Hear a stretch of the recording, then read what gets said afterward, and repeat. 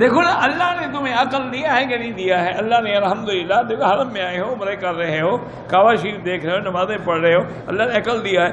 اب کربلا میں جو واقعہ ہوا ہے، جس کو یہ ذاکر بڑا رو رو کے 2-2 3-3 گھنٹے لوگوں کو مرثیے پڑھ کے رلاتے ہیں، تو اس وقت 72 آدمی تھے حضرت حسین کے ساتھ،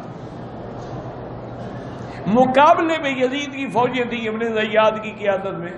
اب آپ کے تو سارے شہید ہو گئے،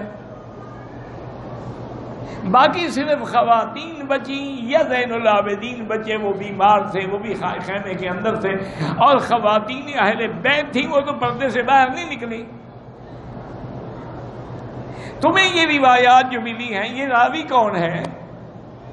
اگر یہ یزید کی فوج کا ہے تو اس بدبخت کی روایت کا اعتبار کیا ہے؟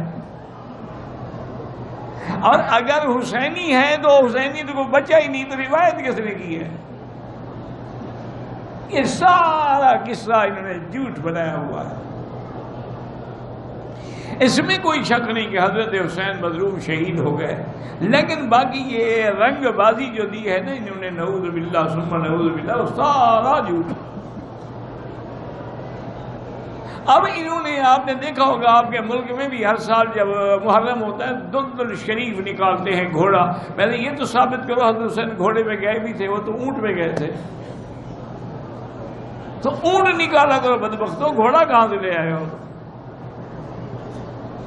اچھا، اور وہ گھوڑا جو حضرت حسین کو شہید کرا کے کربلا میں چھوڑ آئے، اس کو ڈنڈے مارنے چاہیے کہ اس کو منت ماننی چاہیے اسے؟ بس ایک رواج ہے، اب اس کا کیا علاج ہے؟ دعا کریں اللہ ان کو بھی ہدایت دے۔